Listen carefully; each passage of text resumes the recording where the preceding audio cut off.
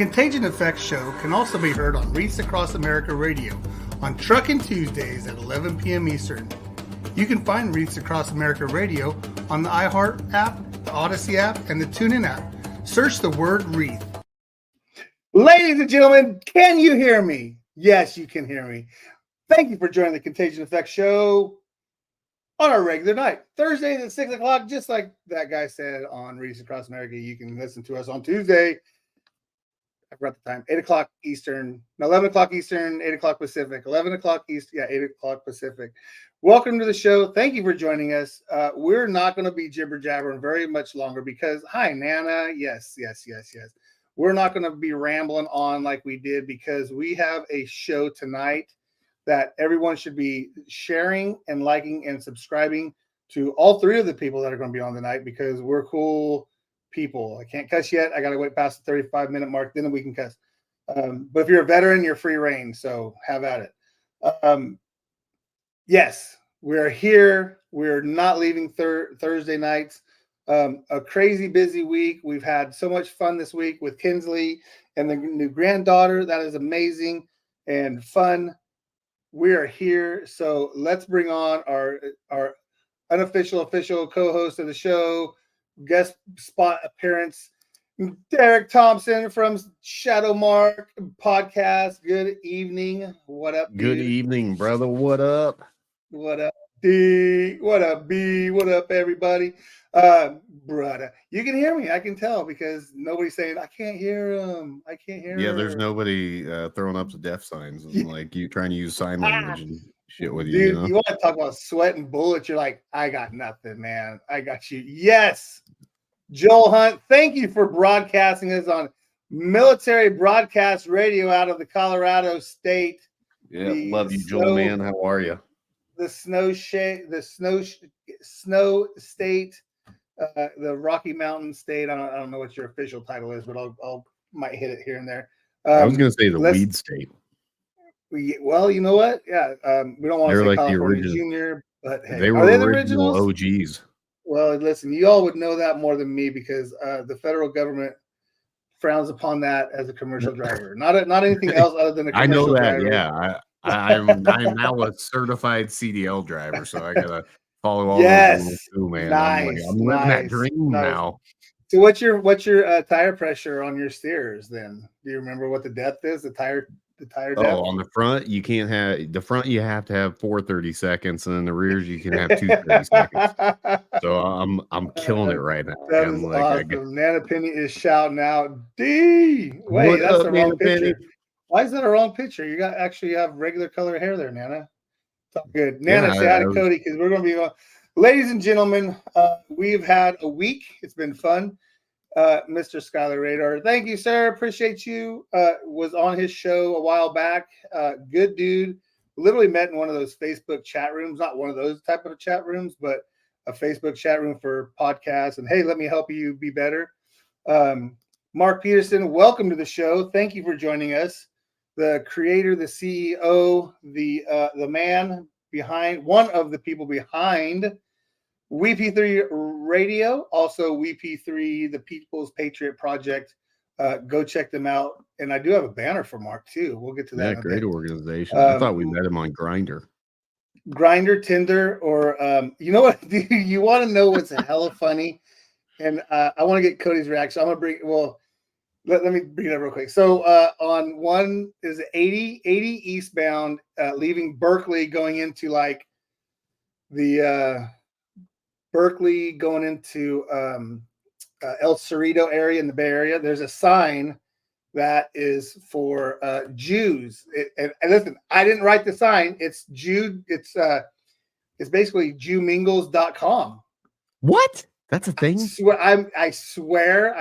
It's like, hey, since you're Jewish and you're Jewish and I'm Jewish, let's get together and we'll see what happens. It's like let's get together in mitzvah. Yeah, you know, it is freaking. I laugh every time I see that billboard. It's right by Central Avenue on 80 East, westbound for that matter, in the Berkeley El Cerrito area. So somebody fact check me and find out that not that I'm Jewish or that I need a hook up or nothing, because that would be very odd. But yeah, Mikey, what is up? The conductor. I love it. He just started getting onto TikTok and showing. So he's just retired. So apparently, when you retire from truck driving, your thing is to buy a train set, and he has multiple train sets, and it's amazing and it's fun and yeah. So squirrel moment, real quick. I just got an email from Spotify saying I need to. I'm late. That they're going to shut down my Spotify if I don't pay. That's a scam, people. They got me for $8.95. I'll admit it. These sons of bitches. Popped up and I said, "Oh, Spotify." I'm like, "Okay, cool. Like we broadcast on Spotify, so let me put my credit card information in." And as soon as I send, I like, I probably should have checked that sender email. And when it was like numbers and letters and a bunch of other crap on there, I'm like, a lot of like capitals and lower cases for no reason. Lower, upper, like the freaking neck, the question mark sign, the exclamation mark. Oh, dude, I felt like an idiot. But it was only $8.95, and I'm still waiting for my free gift too, a-hole. I want you better that. Get what that. They told me. Well, they told me whenever I clicked send, they said, "Oh, your free gift will be will be sent to you very soon." I did, yeah. No, I literally called the bank like as I was walking in to tell Shonda, hey, by the way, so like all of our bills that are paid with the credit or with the bank card is probably going to be canceled and denied. So yeah, we know what we do. We know the reason we get to do what we do. So welcome and sit back. Hey, dude, give me a share, give me a like, and throw this to somebody that needs some energy, because the dude we got is like full of energy. One of the people that understand the benefit of having social media and how it reaches out to a bunch of people, right? We're talking over 40,000 on TikTok, which is, I believe that's a newer account for him. He's got 172,000 on Instagram. Numbers are numbers, but it's the reach that we want to get, right? So how was your weekday? I know you were saying, wow, what a some beach. Dude, it was a week, man. It was very busy, and it turns out groundwater will make digging a hole a giant mess. Like we were like 2 feet in the ground. We had groundwater, so this hole that was going to be like maybe like 5 foot, 6 foot by like 10 foot ended up being like 40 by 30. It was just a giant. So don't mess. You guys usually just go get like a big old trash bag and make a pool out of that? Isn't that what you guys do in Nebraska? Yeah, that's usually what I do. That in the back of my truck. I throw, I throw the tarp in the back of my truck, and then I make it like a hotbed, nice, a hot tub. I like it. And do that, and then we drive around, and then you have water just splashing into the back of your truck. It's a good time, man. You can't beat it. We did that one night for graffiti night. So they do graffiti crews up and down Modesto because the American Graffiti movie was originated here. The dude that produced it, he went to Downey, went to school here in town, and so that was like the cool thing to do. And there were multiple mini trucks with bed liners full of water and a big old tarp set in the back, right? It's such a bad idea because it's so bad on your suspension. It's so smart, but it's so bad, right? But I have a truck and it fits in there, so I should be able to haul it, right? Yeah. Did you know that they actually make like inflatable little like bed liners for the back of your truck now? That's awesome. Like we did all this back in the day. Why didn't we think of it, right? I mean, why didn't I think about that? That's probably at least like $1,000 idea. It's not $1 million idea, but you could get some money out of it for sure. Tens of hundreds of dollars. Yeah, I could make at least $20 off that. Yeah, that's awesome. Well, you know what? The good thing about living in America, which was a good song, by the way. The good thing about living in America is, we have the freedom to do what we want. Although you do have repercussions of what you do, you have to be responsible for what you do, but we do have the free will to do what we want. And that part's amazing. I say that to get to this is, we have a mutual friend who is an amazing supporter of our show. He has a couple new songs that came out. Scotty Hastings has blessed us from way back in the beginning of this show. We took his song, made it into our intro video. So let's get this going and get to our guest. Ladies and gentlemen, the intro for the world famous Contagion Effect show, brought to you by Scotty. The times and places, they may change, but one thing stays the same.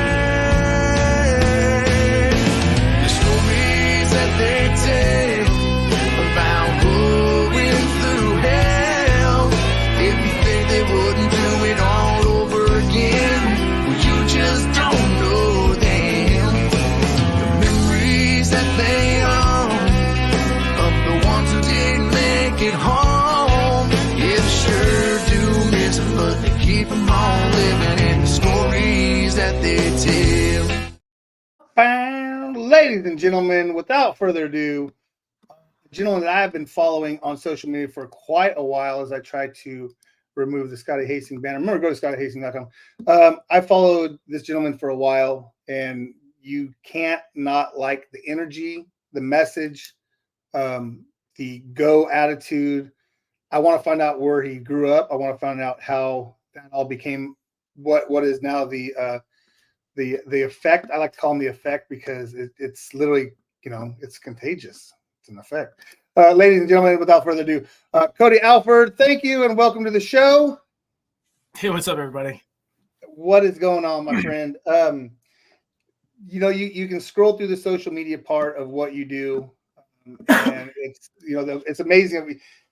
I don't know when you rest. I don't know if you're the 3 or 4 hour guy and then up and going again, but that's what it feels like when I see your stuff. Tell me a little bit about where Cody started. Tell me where you grew up, how you got going and all that good stuff. Cool, man. Yeah, I grew up in Dallas, Texas. I went to a high school called Duncanville High School. Panthers. I played football there. I slacked all the way to my senior year. And ever since I was a kid, man, I wanted to be in the military. I was never influenced. Yeah, my dad was a Marine. Barely ever talked about it. I didn't have any influence. They never were pro or against it. They just wanted me to do what I wanted to do. And I remember I saw this Ranger poster at this daycare that I was going to, and it was super inspiring. I wanted to be a Ranger. And then I saw the movie Sniper with Tom Berenger, and that really sealed the deal for me to be a sniper. And the Marine Corps was the only ones that had scout sniper, so that was the premiere. It was I could be a sniper or a scout sniper. So I was really just going through high school so I could go to the Marine Corps and start my career. And so I enlisted at 17, went to boot camp 30 days after I graduated high school, and I started my military career, man. That was really it. Single kid growing up. My dad was a police officer for 41 years. Wow. My mom, she worked a few jobs. She worked at a couple fraud jobs. She worked for a pager company, and just a normal kid that had a dream, and I just laser focused on it. For some reason, I got the background crazy on my hand. So, I mean, you I don't want to say glossed over, but you mentioned that your dad 41 years as a police officer. That's awesome. Yeah. So my dad, he died 7 years ago. So 8 years ago, he retired. So 7 years ago, he died. Right. So my dad died literally a year after retirement. So I was still active duty. I thought I was going to have to get out of the military to help my mom out. But everything kind of worked out in a very traumatic way, but it worked out. My mom was able to be taken care of, and I was able to continue my career. That's, growing up in Texas, probably one of the coolest parts in America, just for the love of military and all that stuff, right? It's very influential on the support of the military. Did you feel where you grew up, or go ahead? I'll let you explain. No, I mean, I would agree. Texas loves veterans, but in high school, so 9/11 happened. I forget what grade I was in, but 9/11 happened in 2001, right? No. Yeah, 2001. I graduated in 2003, so a couple years later. And the kids that I went to high school with, there's always those few that want to go to the military, but then there's the people that are like, why are you going to the military? And it's why are you going to college? Don't you know what's going on? Don't you see what's going on in the world? Yeah, and so there's the guys and girls that wanted to join for that. I didn't honestly care. I just wanted to be a scout sniper. But Texas as a whole, man, they love veterans. There's just a lot of amazing organizations based out of Texas, and I mean Texas loves freedom, and yes, I mean, I'm still waiting for you guys to become your own country. Dude, that's just, we don't want that, man. That's not something. Yeah, there was somebody posted about that, about Texas becoming its own country, and it sounds great, right? It sounds all good and great, but addition by subtraction is what a lot of people say, right? I think that would be a bad deal for America in general if Texas became, the country of Texas. Like, it just wouldn't be a bad thing. That'd be It'd terrible. bad. Yeah. I want to jump into, so what was your MOS, and whenever you got in the military, did you kind of have like a template? I don't want to say template. Did you have a timeline of, hey, I want to do this, and then I'm going to do this, or did it just kind of flow and just, take it from there? No, I joined just to simply be a scout sniper. That was like all my vision was. So you couldn't join to do that. So I joined as an infantryman, a rifleman, an 0311. And basically they told me, it's like, you got to join as an 03. And then once you get done with like your infantry training, each infantry battalion has a sniper platoon and you just try out for it. So that's exactly what happened for me. But it happened like a very like compressed timeline. It all worked out, man. Exactly how it was intended to work out. It was super sick. So went to boot camp, went to School of Infantry as a rifleman, make it to my first organization, 2nd Battalion, 1st Marines. And within like 2 weeks, I'm running the sniper induct. So it was very fluid. And then I did that for 2 deployments. So maybe it was like 3 years. And then I became a Force Reconnaissance Marine, and then did Marine Special Operations for the remaining of my career. What was one of those? Was there a moment where you're like, oh, dude, like I see this happening? Then like you're saying, it kind of was a compressed timeline, right? We were like, whoa, like, did you ever have to take a step back and be like, okay, look, man, like this is going too well. Like, is the other shoe going to drop? Was there a situation where you're like, shit, man, I need to stop, regroup, or was it just like full go, just hammer down and just keep dragging, just keep grinding? I mean, no.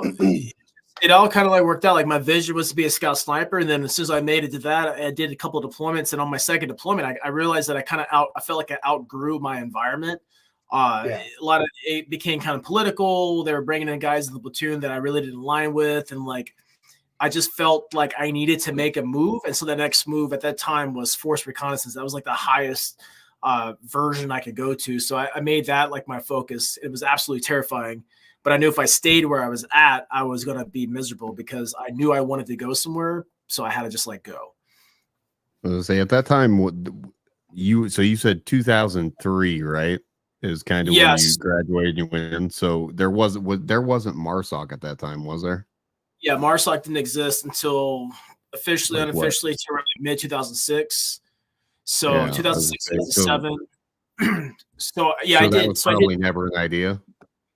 Yeah, it didn't even exist. I didn't even know about those things. And Force Recon wasn't really on my brain because I make it to my first unit. We go to Fallujah for my first deployment. We come back. We're training up again. And my sniper team was supporting the Force Reconnaissance Platoon for our deployment. So I got exposed to that world. And I did a lot of training with them, a lot of training with their snipers. So that really opened me up to that whole possibility.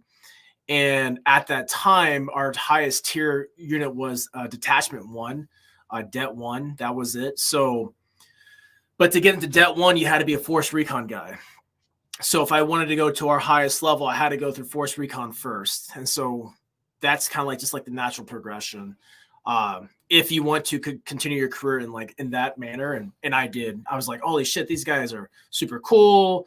They're all senior. They got cool mission. Like, that looks way cool. And you can still be a sniper over there. So I'm like, it only makes sense for me to like want better training, want better equipment, want more freedom and leadership possibilities. And so that was the natural progression. And then around 2006, Detachment 1, which is our first special operations unit, went away and created MARSOC. So Det 1, Detachment 1 kind of consumed into MARSOC.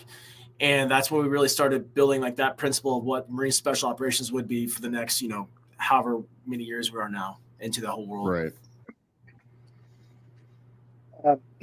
Real quick, the message I sent you guys obviously was for Tuesday, and we're not wives and spouses and stuff. I just reached over, grabbed it, and looked at that. So just letting you know, we're not going to probably bring any of that up. So as you're going through, you're climbing the ladder.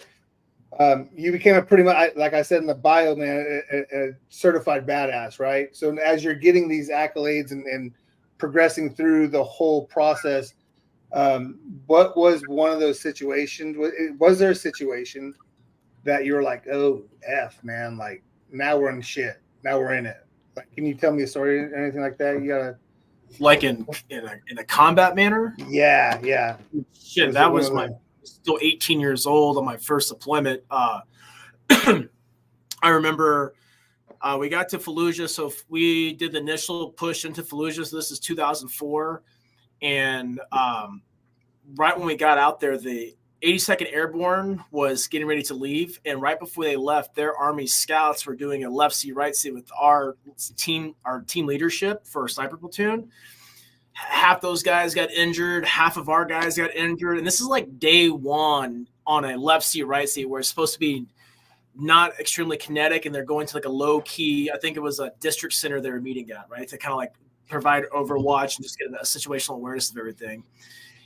But that still didn't put things in perspective. You're like, oh shit, homie got hit with a grenade. That was kind of crazy, right? Like it was just weird. But what really kind of like set the tone for me was about a week later, our platoon commander comes in and he basically gives us this whole spiel. So like, hey, we're going into the city and we were all ordered to write our death letter.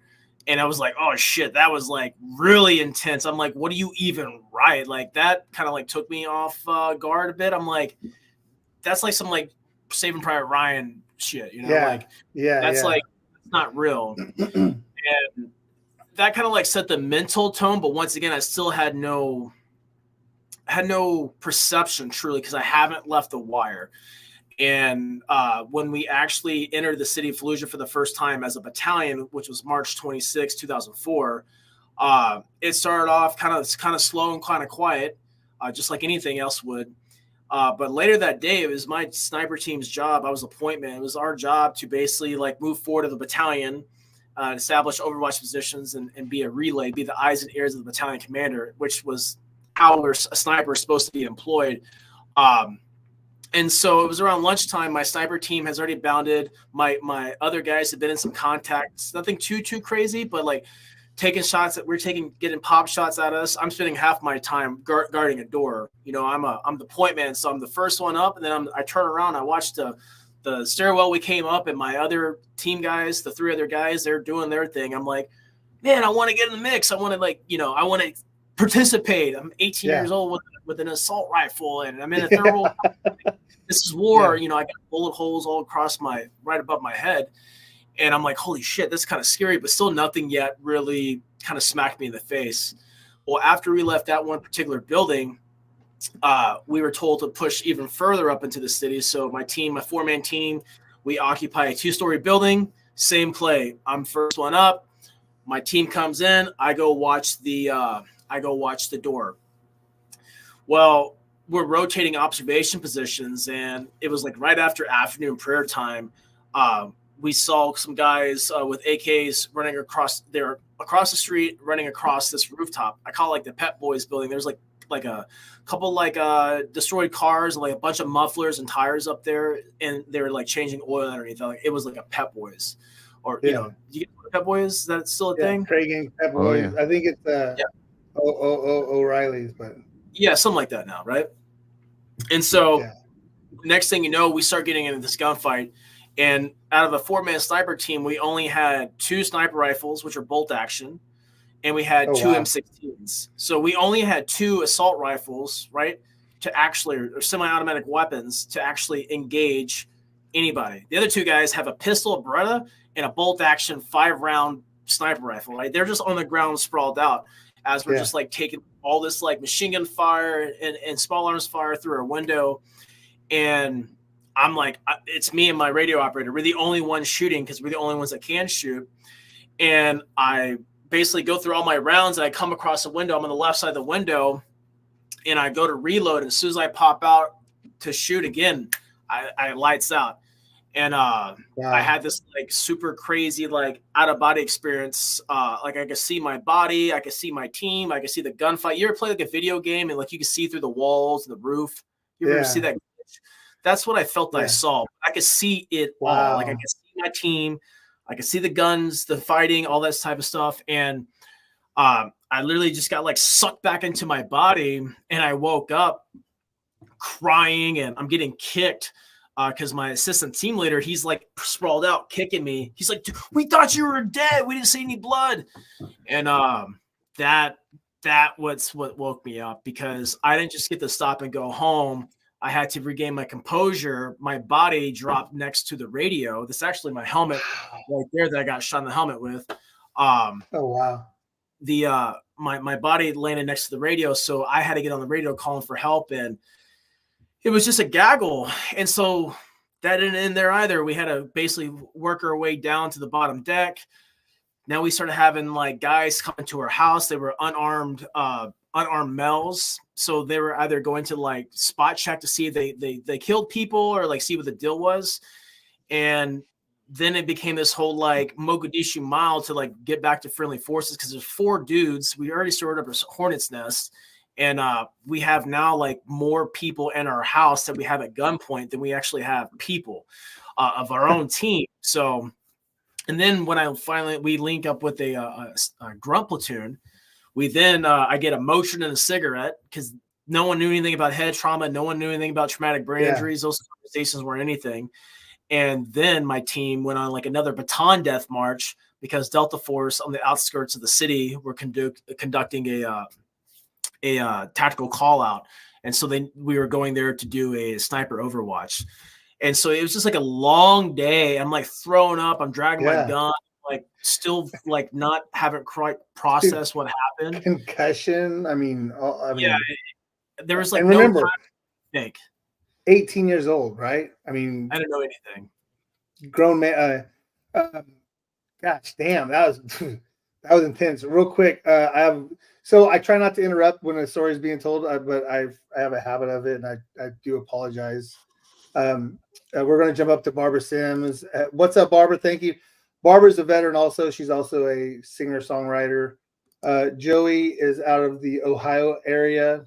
I was waiting for him to bash a couple weeks or last weekend, but what's up, Joey? Joey had a question. There's some other things down here too. Does Cody know how many total tattoos he has?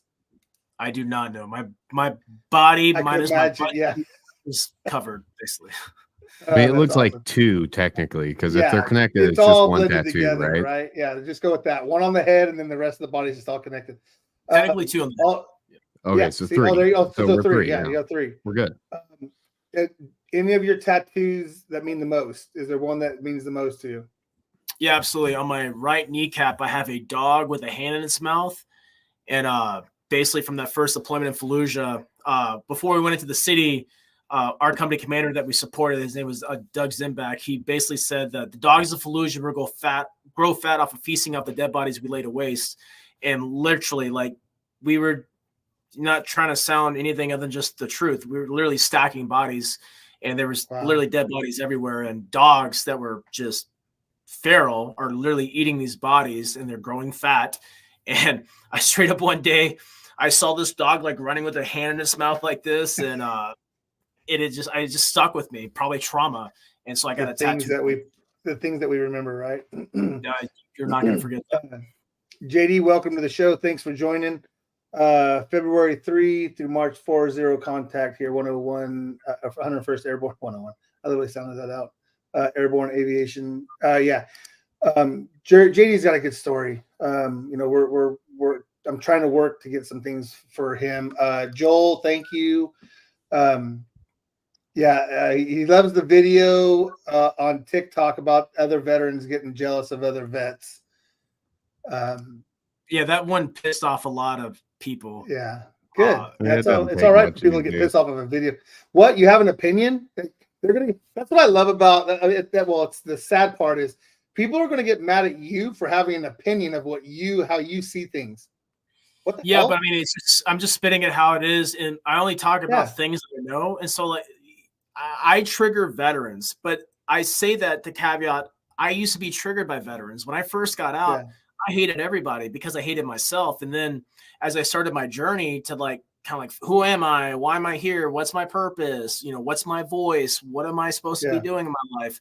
I would see these other veterans that were, maybe I view them as less qualified than me, especially if I knew them. I didn't judge people that I didn't really know, but it was the ones that I was seeing that I knew from my past life. I'm like, man, I'm better than that dude. That dude sucked, you know. And I wouldn't say it, but inside I'm thinking, you know, right. but really what it boiled down to, I was just pissed off because they were doing something that I wanted to do, but I wasn't either courageous enough to do it, you know, or I just didn't do it yet. And so that's what triggered me. And on this video, this guy's talking about, the video that I made was like, you know, veterans are like the worst. Like we attack veterans because most veterans are unhealed, because they're tough guys or tough girls. They'd rather project than reflect. And so like, it's crazy, dude. Like I say within my own lane of like my own opinions about shit, and like people just like always want to like talk shit, but that's just people, man. There's about a bunch of sad people out there, and I get it because I used to be sad too. I just never was so low to like comment on people's stuff. So like people that comment shit on my stuff, like they're just really having, their life sucks. They're having a bad day. You know? There's a lot of bad shit in their life. It's a lot of insecurities that people, they just, like you said, they project it out onto others where they're like pissed off that they aren't doing more with their life. You know, I've noticed that a lot. Yeah, Mr. Iozio. Thank you, sir. Appreciate that. Scott Friedenberg. Yeah, Derek does have a good analogy sometimes of that. What's going on? Trying to run through some viewer mail. Viewer mail. I don't mind veterans, just not overly veterans. Like there are a couple of other things I enjoy. Yeah. You know, like I said, man, it's I'm jealous of other veterans. I just hate liars. I agree with that. Alex, this might be one of your dudes. Cody, you're an absolute inspiration. You make me feel I can do anything. I've been doing training and running 36 miles. I want to be an Army sniper. Is there anything I can do to get a better chance at getting expert in basic training? I do shoot frequently, but I make sure I can shoot good at basic. Will it be one? I would stop shooting. I would stop doing anything to get to boot camp. I shot one rifle as a civilian as a kid. It was a lever action 30-30. I was actually out camping with my buddy and his dad. And then I went into boot camp, and you know, you just learn everything there. Most people suck because they'll get bad habits and they're not open to learn, and they think they know more. But thing is, like boot camp of any kind, they're precision weapons, dude. Like they take people from all sorts of backgrounds to break them down, build them up, and they teach them like literally a deadly skill. So I would just say, make sure you have the ASVAB score, the GT score that can get you that job. But don't worry about trying to shoot and become a sniper now. Just worry about getting into boot camp, and don't do anything stupid so you don't ruin your chances of getting in the military. That's like life philosophy right there. Just don't do something stupid. It seems like the best thing you can do is focus on the basics, because they're going to tear you down and rebuild you. I mean, at least from my experience, that's what it was. The whole experience through boot camp was like, we're going to tear you apart and then rebuild you into what you need to be.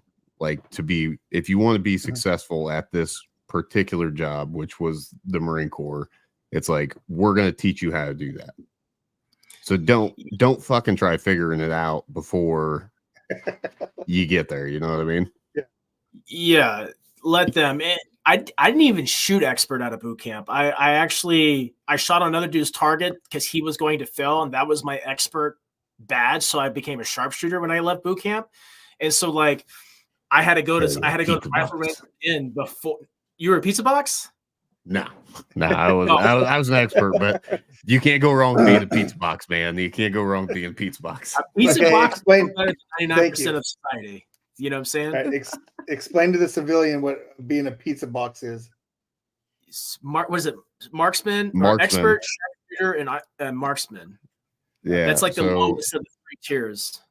Yeah, so that's how I aim too, Mark. The marksman medal, it legit just looks like it's a square and it's got like a little target in it, so it looks like a pizza. It's sitting inside a pizza box.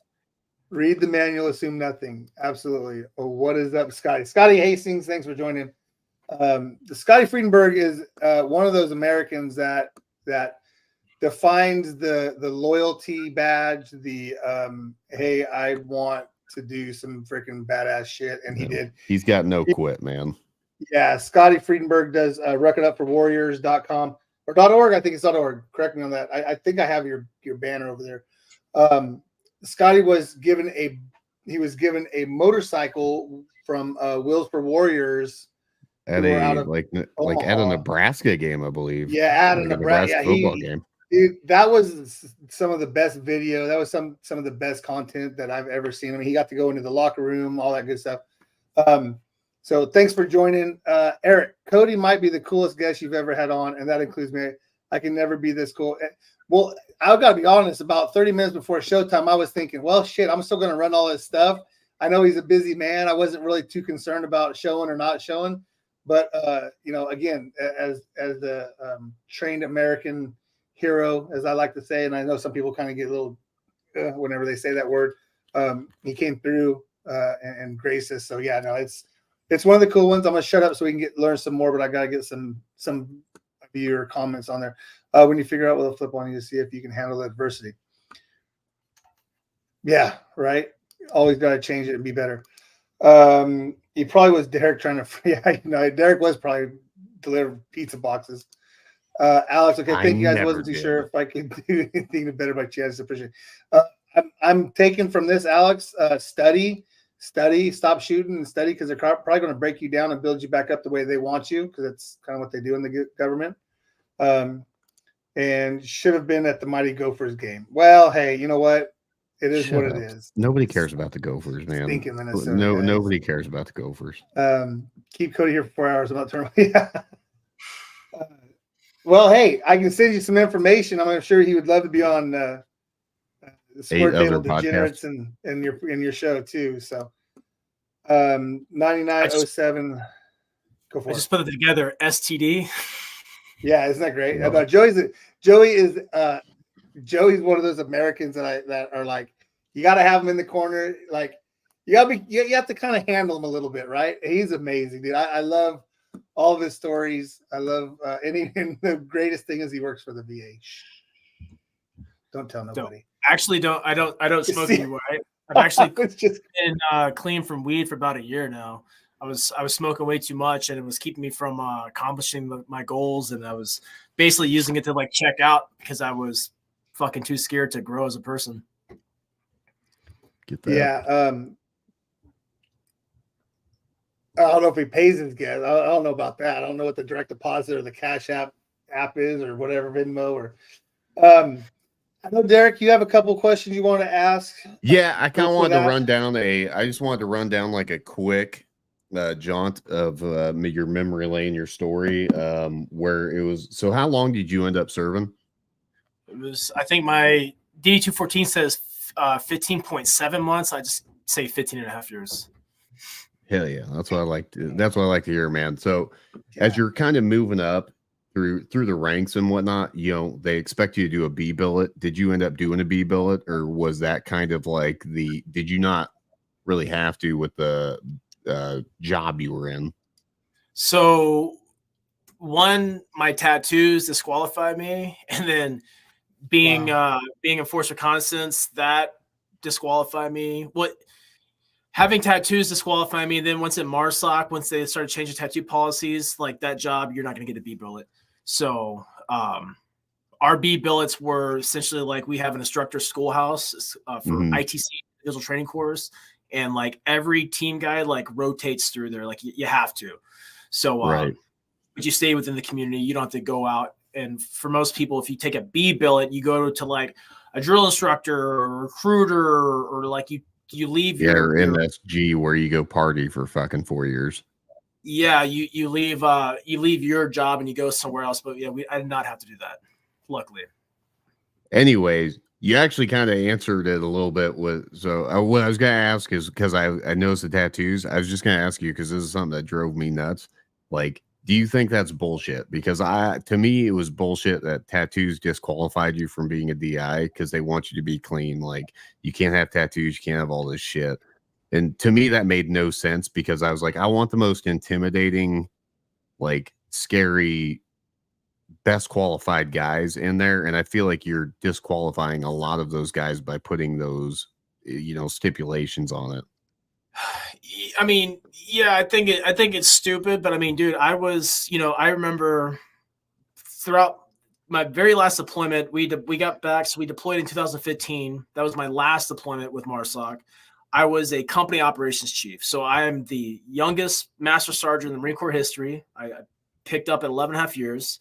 I am now in charge of a company, so I'm in charge of 4 special operations team, getting ready to deploy to northern Iraq, where I'm now in charge of SEAL platoons, Green Beret teams, ODAs, and managing multiple continents or countries that my teams are in, displaced in.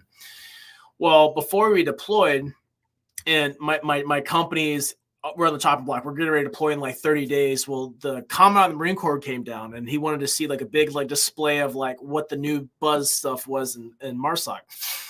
And since my company was next on deck to deploy, we were obviously the ones tasked with like kind of like doing this thing. Well, my sergeant major came in, told me, he's like, hey, the commandant of the Marine Corps doesn't really like tattoos, so we're going to have you sit out, and so-and-so is going to take your position as the operations chief for this event. And I'm like, are you fucking kidding me? And that just showed me, dude, like, they don't care. You can die for them. You can bleed, sweat. Like, they just don't care. It's all a fucking charades for them. I'm good enough to go lead men in combat, but I'm not good enough to represent my company, who was absolute savage in MARSOC. I would have put them against any company in MARSOC. Because we just had it was my only deployment where there was such an amazing balance between amazing officers and amazing enlisted, which is not normal. Everyone there, from my support to my enablers to my team guys, they were just savage.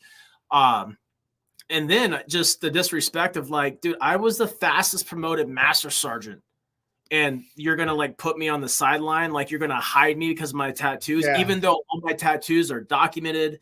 They were all approved. Like, I had a waiver from the MARSOC commanding general. Like, that just showed me that like it's just a fucking game, bro. And I know where I stand with this place. So it's like, what did you expect, dude? It's the government, right? Like, they're brainwashed. Yeah, I mean, there's just a giant thing on your image. You have to portray what they want to be shown, and that's just insane to me. Joey's that's just how it is, man. But like, I don't know, and especially me, I was about 30 pounds heavier when I was active duty. I was 255. I was just a beast of a man. A lot of it was stress and inflammation. But I remember like I'm briefing in like, another country or an embassy, and people would automatically assume I'm like retarded, right? They're like, oh, you're just a dumb grunt. And then I start to brief. I'm like, oh shit, this guy knows his mission. He's intelligent. He's articulate. And like, the perception of all these things, especially because of tattoos, is like, it's just a lack of like knowledge and a lack of adaptation to the times, right? It's just, that's why the military is in the situation it is now, right? They made all these stupid rules, pushed these stupid policies, and now they're hurting for numbers. That's why they're talking about enacting the draft again, or like changing numbers for the draft, like dropping the diploma and GED and all that stuff. Which is Joey's fanboying because Joey loves you now, just to let you know. Thanks, Joey. You should be on a poster. If I ever get elected to office, especially President, Cody is my choice for Marine Commandant. He doesn't want to see nobody else either. So, Angie, thank you. Welcome. Appreciate you joining. I know, Derek. I know you got another thing. I found the I guess the hater video, or the response to all the hate that you got. I don't know if you want to. Do you want to see it, or do you want us to play it? Does it matter to you? You talking to me? Yeah. Does it matter to you? You play it? This is your show. I mean, it's your show. Yeah. So let's play this real quick. I hope the volume's good. So let's go. The body mutilations, the beheadings, the dismemberment. Gosh dang it. Sorry. No, you got this. You got this, Eric. Biggest haters are veterans. Veterans are some of the most toxic people that exist. Now, let's just dissect that real quick. Why are veterans toxic? Well, veterans are toxic because 9 times out of 10, they were mistreated in the military, and or they got out of the military not being able to fulfill their desire for why they joined, right? 8 out of 10 is war, right? They wanted to go to war because that's what makes a veteran feel like they actually served and did something, which Being a person who went to war multiple times on multiple continents, I don't see it that way. It's always funny that the ones who have done nothing are the most biggest haters out there. The ones that have done stuff, dude, I just want to see them win. So to all you veteran haters out there, keep on hailing, man. I've been in your shoes before. I know what it's like. Yeah. Yeah, that's perfect, And man. You again, nailed you it. had quite a bit of reaction on that. There's let's see, when you get, well, I don't want to bring up negative because that's not cool. What's up? What's Can I get so in the negative? next? Yeah, well, I don't know. How do you deal with negativity? Well, yeah, I mean, you deal it straight on, obviously, right? I mean, bring it up, we'll deal with it, go from there. How do I deal with negativity from internet? Is that what you're Well, going to ask? no. I was just gonna say I don't want to give people that real quick. Yeah, we need to root for everyone, right? There again. Brian, sorry, Brian. No, what I was saying was it's easy for people to be negative on social media because they don't have to put a face, they don't have to confront you forward, right? They can just hide behind whatever it is. And I think the joy that I get out of watching you is you're saying, you're like you said before, you're articulate and you can actually have a thought process, and express to people, hey, listen, that's my opinion, that's the way I feel, that's the way I think. If you don't like it, hey, sorry, like that's on you. So other than just coming straight out and being like, hey, dude, I deal with my negativity this way, what's something else that you like to do? I know you like to work out and stuff like that, but what's your de-stressor? What's my de-stressor? Man, I don't know if I have a So the best de-stressor that I found, and I can tell usually when my stress in my life, and I'm like, if I'm walking and I'm like kind of out of breath or I feel like labored breathing, that's like a telltale indicator for me that like, bro, I got some type of stress in my life. It could be trauma coming up. It could be old something or something new. Dude, the ice bath is the best de-stressor because it will definitely show me if I have stress in my life or if I don't. Because if when I have stress, like that labor breathing, I'll get in the ice bath and it'll like, it'll like kind of take my breath away and it'll like really challenges me to just like let go and relax and breathe. And 8 times out of 10, I can get in there and that's not the effect, right? I can just get in there and I can just, yeah, it's cold. I'm not obviously like, I can feel everything, but I'm not like losing my mind. I'm not being challenged in my breath.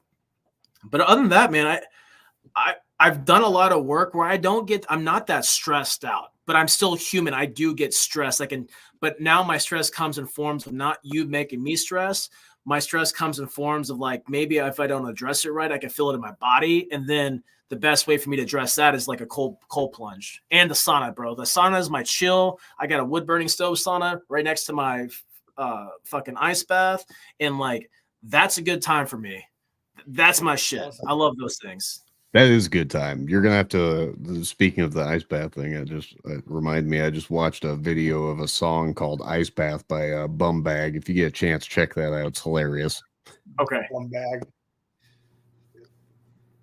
It made me laugh. I sent it to all the ice bathers I know because I do my cold You guys plunges did an too. ice bath, didn't you guys? Yeah, we do cold plunges too. So I'm down with you there. But I sent that to like all my cold bathers and ice plungers, whatever you want to call them. And I think my dad like rolled his eyes, I guess was the response that he gave me. But everyone else got a good kick out of it. And they were like, that's catchy as shit. I mean, dude, people sleep on the ice bath, man. Ice bath, you'll burn brown fat cells, do your recovery, your mental clarity. Like anyone can go like, ooh, and like tough it out. But that's what most of us do on a day-to-day basis, right? But the key, not the trick, but the key is letting go. Yeah, it's cold. What'd you expect? Yeah, life is hard. What'd you expect, right? So it's merging the two. It's like I tell guys and girls, like it's like being on the flat range. The flat range of the military is like the 50-yard range, the 100-yard range, and you're shooting anywhere between the 3-yard line and the 100-yard line with your carbine and your pistol. Well, you're doing that because you're soon about to go into the shoot house. And so when you're shooting on the move on the flat range, that's to simulate you shooting on the move on the lateral inside of a room, inside of a hallway or a big building. And if you fail to connect the two, you're going to hesitate in the shoot house. if you fail to connect the significance of like letting go in an ice bath, you're going to completely overlook your ability to let go of shit and not be bothered by it in the real world. Because dude, everyone is there's toxicity out there. There's fucking negativity, evil, crazy. There's Murphy's Law. There's random stuff that can happen, right? Like we got enough shit as just being alive in this world. And so you got to prepare yourself as much as possible. So not to be perfect, but to at least know that you can not be controlled by your environment. You can do your best to control your own environment, which is your thoughts and your actions. Yeah, I think it's that mental fortitude. Like it takes a lot of mentality and like a positive attitude to do the ice bath in the first place, where you're sitting there telling, like, if you can bring yourself to do that, because you know it, no one wants to sit in fucking ice cold water. Like no one wants to do it. So if you can bring yourself to do that in the first place, you're already winning from that. And then two, the serotonin and like the endorphin dump that you have after you get in, like you were saying, like it's incredible. Like you'll feel high for like 4 hours after you get out of an ice bath. Like if you want to wake up or you want to do something during the day, it's such a perfect way to start the day. And like you were saying, like the brown proteins that you release from your liver, and there's a ton of health benefits. There's just so much to it. Yeah, but the internet does what the internet does best and make everything like fucking whack, right? They influencerize it, so you think people write it off, because it's like it's only supposed to be for like the big booby chick and like the super jack guy, right? The CrossFitter, right? And that I think keeps people away from it. And then most people are old dogs that don't want to learn new tricks, but like, dude, this shit could literally change your life, dude. You don't have to be a TikToker ice bather. But dude, you can like really do a lot of healing, man. So many Americans have shitty diets, fucked up bodies, right? Most Americans are like fucking this all day. Like, dude, your body, if you keep on abusing it, man, what do you think is going to happen when you're 70, dude? What do you think is going to happen when like if you get a boo-boo or an owie, you're not going to recover well? And some people just accept that life, dude. And I don't want that, man. That's slavery. That's mental slavery. Right. Do we have an ice bath challenge? Yeah, we could come up with one real hot and quick, like, challenge? dude. We could do a whole. How about we do a whole show in an ice bath? Oh shit! Oh, that's it. That's it, baby. That's it. I mean, 30 minutes is kind of. My dad kind of tested this theory though. 30 minutes is kind of the tops, man. Like, if you do more than 30, you're looking at hypothermia. Like, yeah, there's definitely a point. Like, I went to this brain clinic called Resiliency Brain Health Clinic, which they do civilians and veterans, but it changed my fucking life. But that's down in Capel, Texas. But when I was there, I learned a lot about my brain and recovery. And what I learned there, and basically what the doctor said, is like there's a point of diminishing return, like based upon like your feedback of like how your body's recovering. In an ice bath, you might only need a minute today, but tomorrow you might need 3 minutes, right? Anything past that, it's really our ego. And I definitely have been there, but like the real window is like the 1 to 3 minutes, and based upon like how you recover and like where your stats are at, really kind of drives like really what you need. So, but once again, it's like how far down any rabbit hole do you want to go? Because there's all sorts of yeah, it's like anything. There's like, I mean, the science points to like 3 minutes is pretty like optimal. That's average, and then they say like 11 minutes a week total time.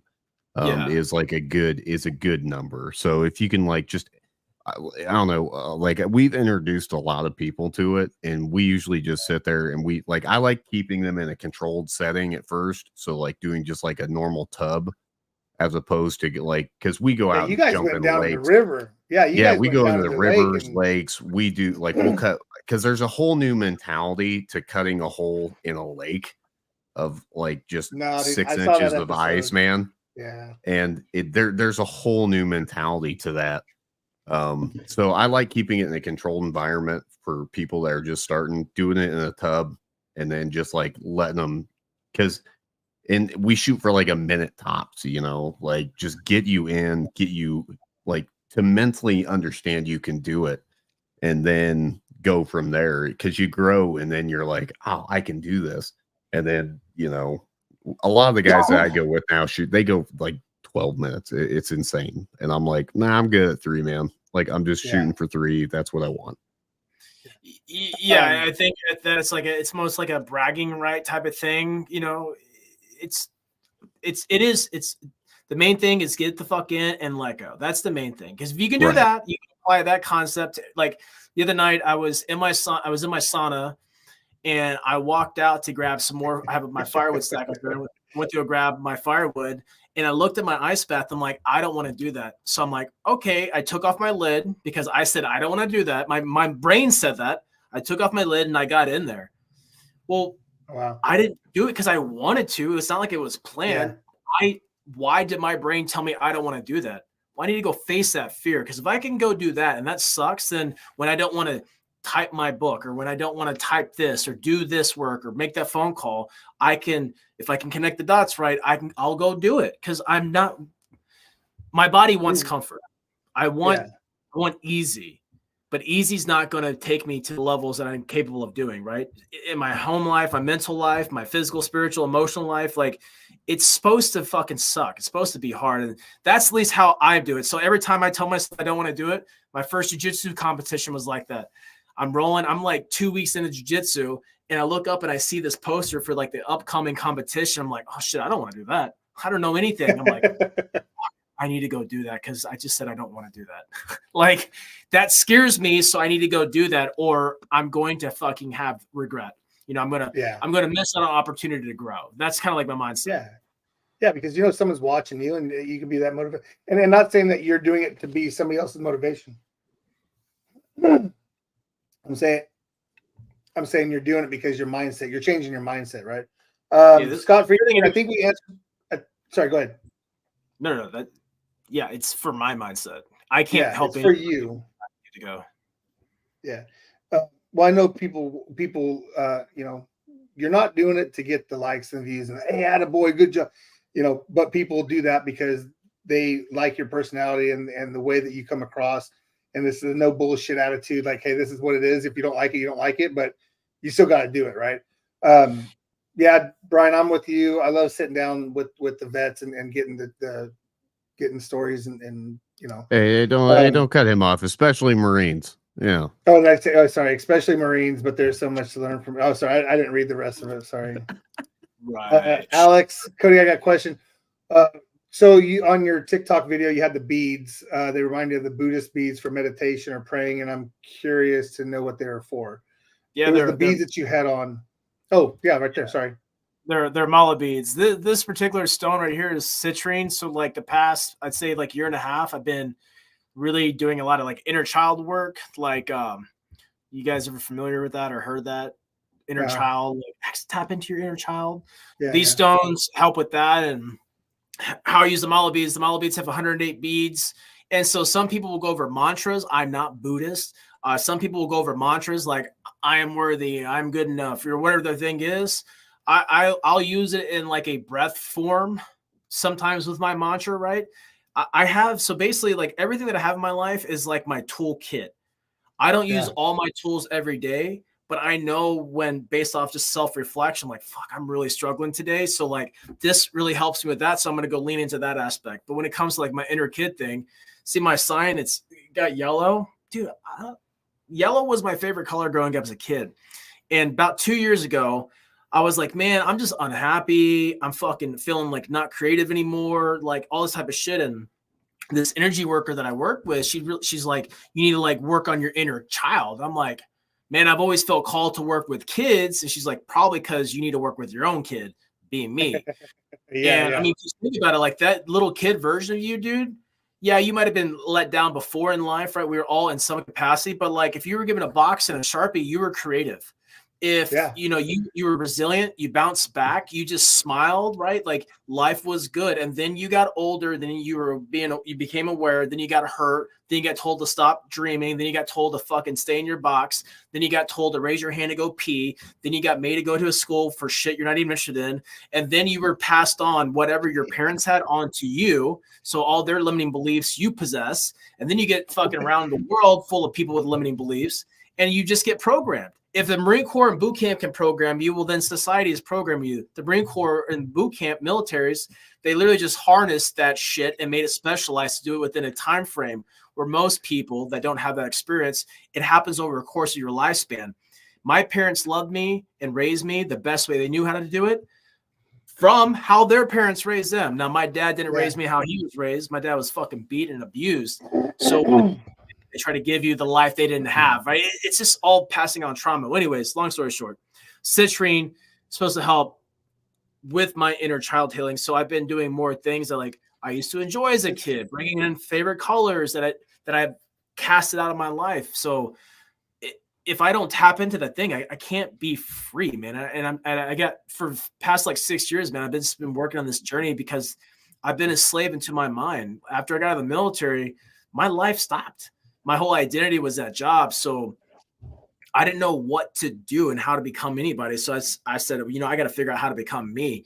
And that's all I've been doing for the past, like this year will be 7 years since I've been out of the military. And working on my inner child has been like probably the biggest fucking shift in my life. Because one, I don't care. When people have a bad day and you're a kid, you don't care. When people talk shit to you when you're a kid, you just do not care. You're like crayons. Like you don't care. You don't wrap a bunch of things. I love, we haven't even talked about the brand, right? But real quick, I want to bring this up.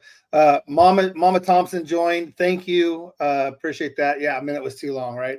Going back to the water, not water trough, but the water plunge. Ice bath. Thank you. Yeah.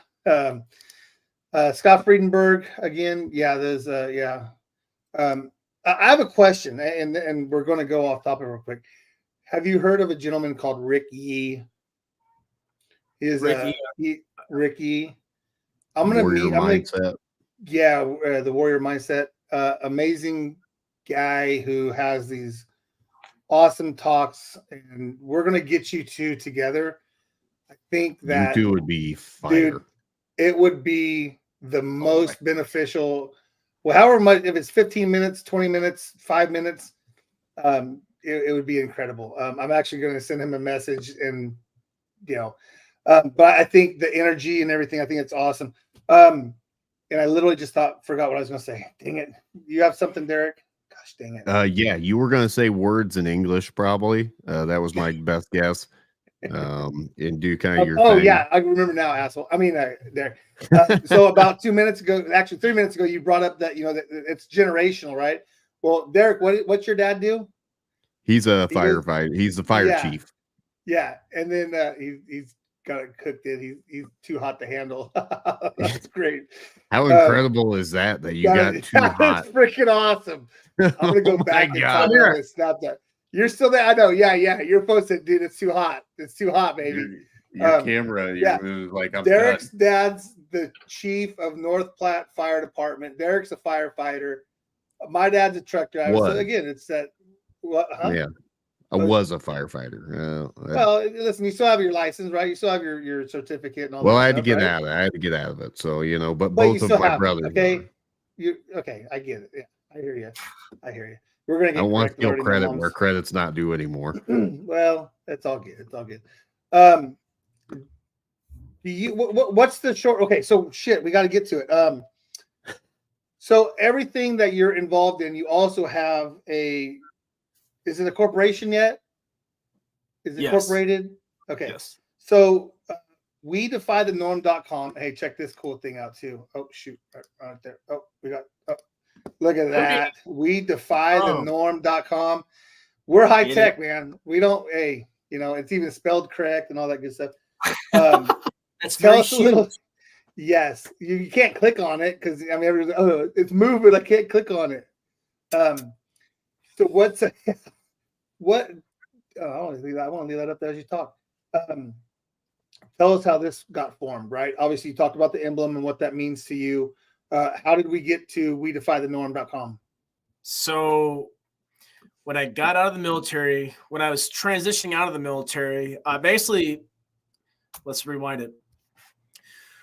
When my body starts shutting down, I found out that I was going to be getting out of the military. I didn't know how, whether I was going to get, I didn't know that whole process. And when I started going through all my brain treatments and therapies, I started to share my story on social media. And then when I got out of the military, my wife and I, we sold all our belongings and moved to a van because I didn't know what I wanted to do. Excuse me. And so I was getting my VA. So we just basically like created a life where I could live off my disability. So we sold our house. I sold my dream truck, sold everything to create this lifestyle. And so we moved to the van. I moved to the van and like basically like on a journey to find myself and find healing. And I just started to share my story, share what I was going through, kind of share what I was learning, share my struggles, share my hardships. And it started to resonate with a lot of people. And yeah, my very first psychedelic experience was not that long outside of being in the military, probably like 20, 30 days. This like thought came to me. And so I started my brand called We Defy the Norm. And I was just basically what it started off as. I started sharing designs based off like different phases that I was going through, different things that I was experiencing in my life. And people really kind of like felt like they bought into it. They really felt connected. They felt part of it. They felt empowered by it, which is the coolest thing. I have people to this day, they have all the shirts and they're like, man, when I feel like I need to be reminded about this, I'll wear my Speak My Truth shirt. Or if I feel like I'm struggling with this, I'll wear like my Defy Conformity shirt. And like, that's just really cool. And, you know, all my shit's about empowering other people. Like, man, I was so fucking scared when I got out of the military. Like I went from a fucking special operator to a drilling fucking mouth breather. I was falling off of motorcycles, getting lost in my own house. Like I felt so alone. My dreams were to go to the agency after the military, after I retired. And I turned that down because I was mentally not there. And I was lost. And so I just started to share what I was kind of going through, man. And I feel like a lot of people are lost, maybe not in the same ways as myself, but I feel like a lot of people, the natural progression, you asked me what was the natural progression in the military, but I think as a human being, your natural progression, especially for males in like their early mid 30s, you start to ask yourself like, man, dude, why am I here? You know, what's my purpose? What's my voice? Or I know I'm called for more. What is that? And so that's all I've been doing is I'm just sharing my journey. I'm just sharing the challenges, things that I'm going through. I want every sticker, dude. Like they're pretty. I want every. I'll send you a package. I want every single sticker. I want now. Yeah, and so you, man, it's one of those episodes where you're like, you have so many different questions, right? Because you went through some of the hardest shit that you can go through in the military, right? You've seen stuff that some people don't see when they're in the military. And yet you're here, you're expanding, you're helping veterans, you're showing people that it's okay not to be okay, but also check this out, like you got to take care of yourself, right? Like you can sit here and be, oh man, poor me, this sucks. I'm going through this, I'm going through that. You've had that moment, but you're also like, I'm the one that's in charge of myself. Like I can change this, right? I mean, that's basically the bottom line, right? Like I'm in control of what I can do and what I need to do.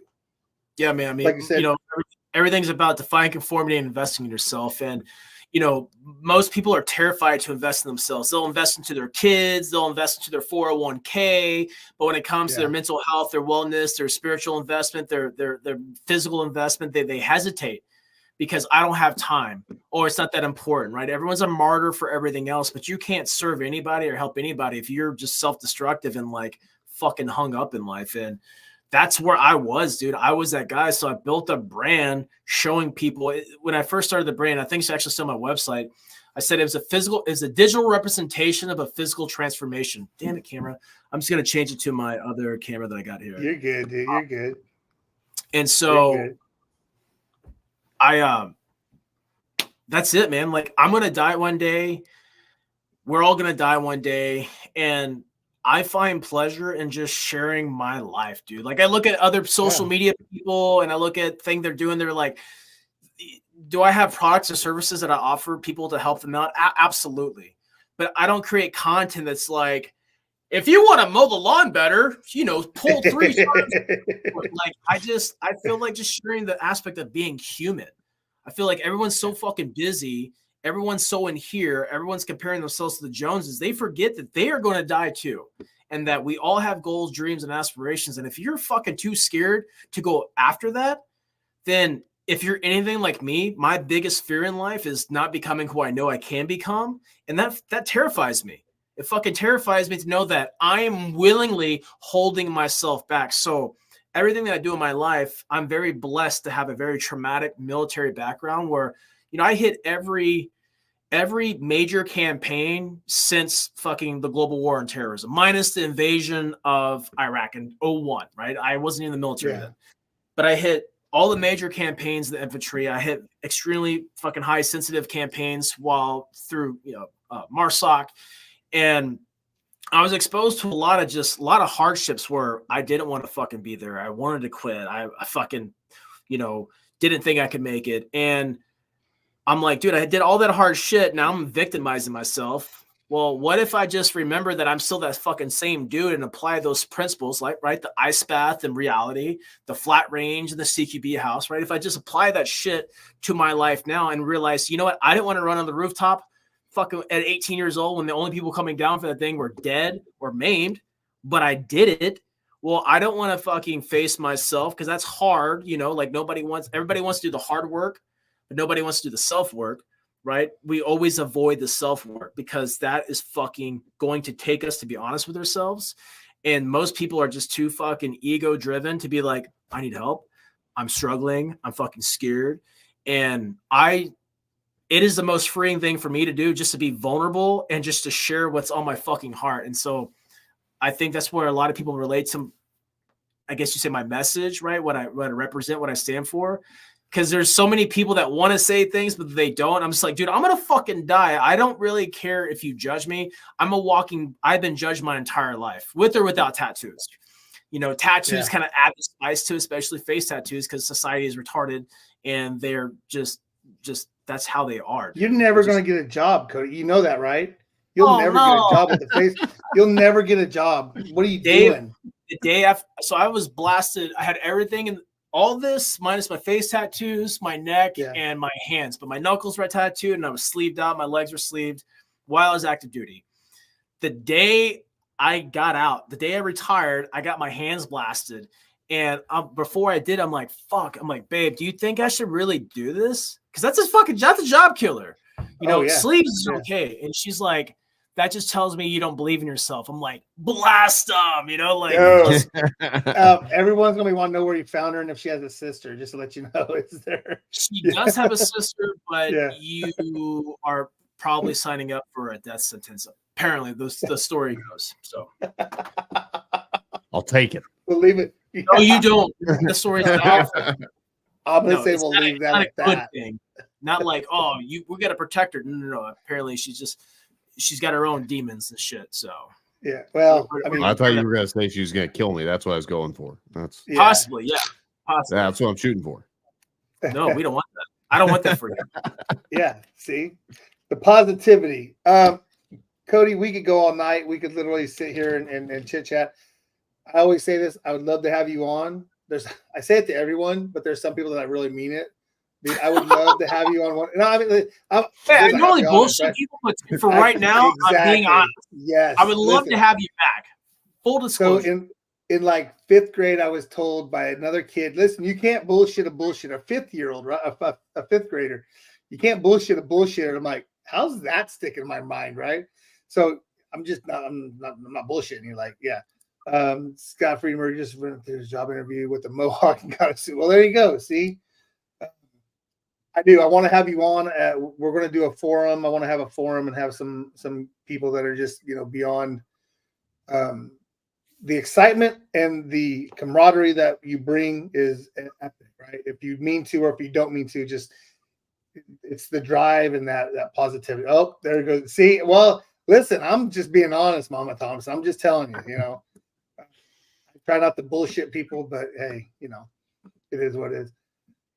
Cody, I would say, do you have any last parting words? But I think we'll give it to you again. Like, what's your go-to, man? What's your takeaway from the show, right there? Oh, hell yeah! What would be your takeaway? What's my takeaway from this experience? Yeah. My takeaway from being a guest on your show? Yeah. I'm appreciative, man. Thank you for allowing me this opportunity to interact with your audience and share a little bit about myself. And if I could leave any departing words, dude, life is hard, man. And most people won't fucking tell you how it is because everyone's got their own like battles inside. And I'm not here to motivate you. If anything, I had this dream years ago of like picking up my cross, right? Take the religious context out of it, but picking up my cross and fucking walking, and how everyone just looked at me and didn't do anything, right? I was walking to my death and no one did anything. But if I ever crumbled, if I ever gave up on myself, everything I ever stood for had been for nothing. And I truly feel that everyone has something to share the world to the world. Everyone has a fucking gift. You know, some people just haven't tapped into it because they're scared, or it won't make me money, or what will someone think? And dude, if you think that way, you're still going to die. If you even invest into it, you're still going to die. So if you know you're still going to die, wouldn't you want to know if you could?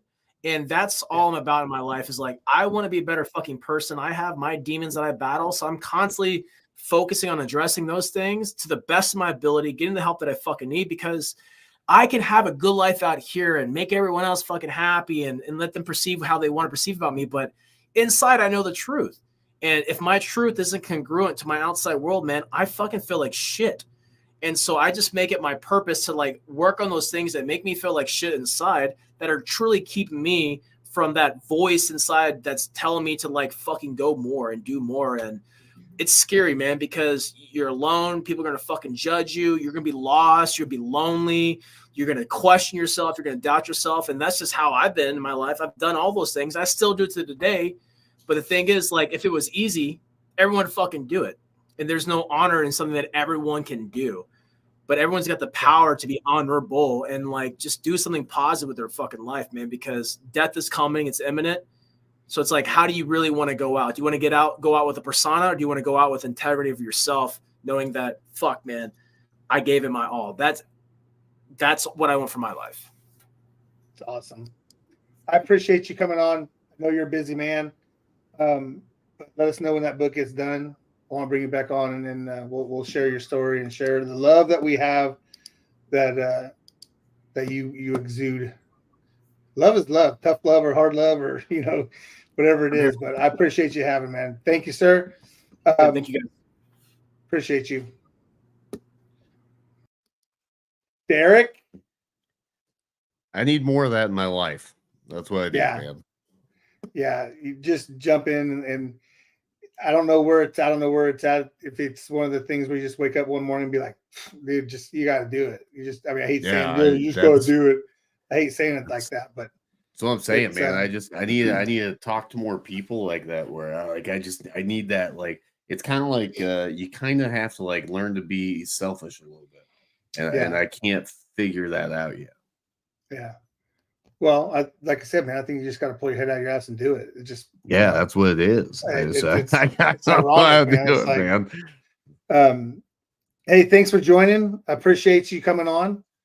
Thank you, sir. I have to do a couple of things, Nana. Thank you. Appreciate everybody joining. I'll be talking in a minute, Derek. Thanks, bud. Yeah, Brian, I appreciate that, and I think you have to love it. It's hard to laugh because I struggle with it. Real quick, I do want to show this here. If you guys go to Contagion Effects store, if you go check out our swag, we're starting the new process of bringing some things on. There's not a lot on there, but what we have is we're making a quarter to 50 cents on whatever is there. I'm not in it to make the money. I just want to get it out there, and whatever money we do make, we give back to our veterans. So again, thank you guys for joining. As always, I like to leave with our buddy Tom Ettinger. Remember to like, subscribe, and share. Go check out Cody and everything that he's got going on, and do something good for somebody that can't repay you. Remember that. It's easier to just go do something nice for someone you think it is.